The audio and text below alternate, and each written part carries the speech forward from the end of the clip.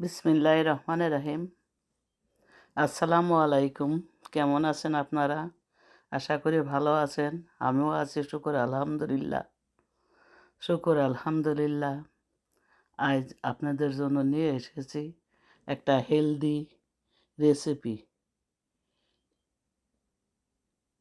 করল্লার দিয়ে ইলিশ মাছের চচ্চড়ি। এটা একটা হেলদি রেসিপি, কারণ করল্লা স্বাস্থ্যের জন্য অনেক উপকার।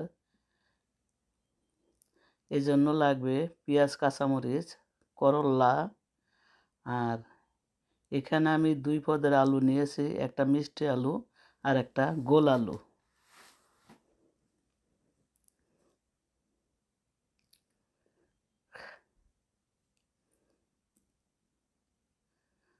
আর আর লাগবে ইলিশ মাছ। এই যে ইলিশ মাছ নিয়েছি, ইলিশ মাছগুলা বড় বড় টুকরা। এগুলাকে আমি কেটে ছোট করে আবার ফিরে আসব।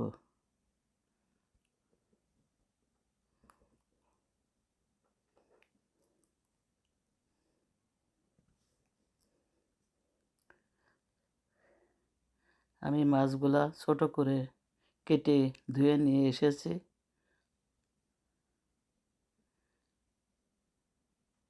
এখন একটা ফ্রাই প্যান, কড়াই টেবিলে নিয়ে এসেছি।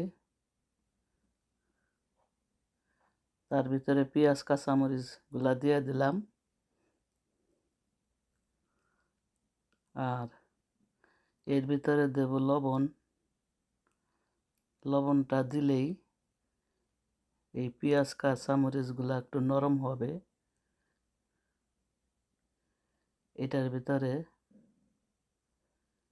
এখন মশলার তেল দিয়ে দেব। মরিচের গুঁড়া দিলাম ৩ টেবিল চা চামচ। এটা প্যাপারিকা, ঝালের জন্য তো কাঁচামরিচ দিয়েছি, এটা কালার। আপনারা জানেন করল্লায় বেশি ঝাল খেতে হয় না। হলুদ দিলাম হাফ চা চামচেরও কম। আর হাফ চা চামচেরও কম দেব ধনিয়ার গুঁড়া। এই আর কোনো মশলা যাবে না। এখন দেব তেল দিয়ে দেব। আপনাদের ঘরে যে তেল থাকে সেই তেলে দিবেন, যা দিয়ে রান্না করেন। তেলটা একটু বেশি দিলাম, কারণ করল্লা তরকারিতে তেল বেশি লাগে।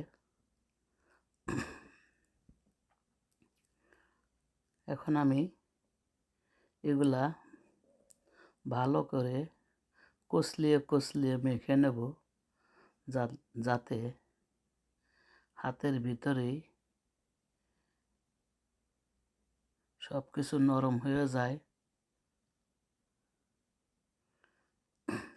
লবণ দিলে এমনিই সব কিছু নরম হয়ে যায়। ভালোভাবে মাখতে হবে।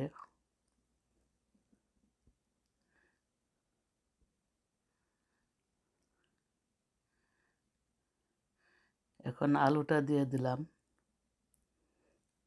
আলুটা দিয়েও আবার শুরু করতে হবে মাখা। এটা হলো মাখার প্রতিযোগিতা। এগুলো আমার নানি, দাদি, মা, খালা, এরা সবসময় বড় মাছ ছাড়া সব কিছু এইভাবে রান্না করতো। এখন দিয়ে দিলাম মাছ।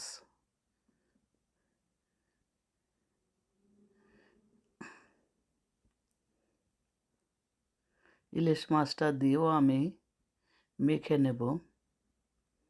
ভালো করে মিক্স করে মেখে নেব। বেশি জোরে জোরে মাখবো না এখন।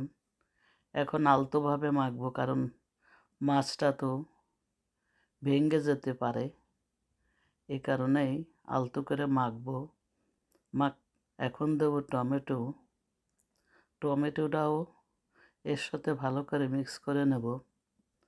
মাখতে মাখতে আমি এক পর্যায়ে হয়রান হয়ে গেছি, কারণ তরকারিটা হাতেই অর্ধেক হয়ে গেছে মাখতে মাখতে।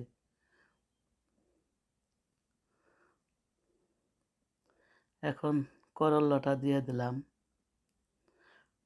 করল্লার যে কি গুণ সেটা আর আপনারা ভালো করে জানেন। এখন করল্লা দিয়েও আমি ভালো করে মেখে নেব। মাখার শেষ নাই, সকাল থেকে সন্ধ্যা পর্যন্ত শুধু মাখতে থাকবেন। মাখতে মাখতে যখন দেখবেন আপনার শরীর থেকে ঘাম বেয়ে বেয়ে পা দিয়ে পড়ছে, তখনই বুঝবেন মাখা শেষ হয়েছে। এটা মাখার প্রতিযোগিতা, যে যত মাখবে তার তরকারি তত মজা লাগবে। এখন আমি পাতিলটা চুলায় নিয়ে যাব। আমার মাখার প্রতিযোগিতা শেষ। আর শুধু হাত ধোয়ার জন্য একটু পানি দেব, আর বেশি পানি দেব না। এতেই আলহামদুলিল্লাহ আমার চচ্চড়ি হয়ে যাবে। সাইডটা একটু মুছে নিলাম, কারণ মাখতে মাখতে সারা দুনিয়া মেখে গেছে। মাখা কাকে বলে, কত প্রকার কি আপনারা দেখলেন। এখন চলেন চুলায় যাই। চুলায় যাওয়ার পরে চুলাটা ধরিয়ে মিডিয়ামে রেখে ঢাকনা দিয়ে ঢেকে দেব। চচ্চড়ি আমার রেডি। আলহামদুলিল্লাহ, দেখেন কত সুন্দর হয়েছে, কত লোভনীয়।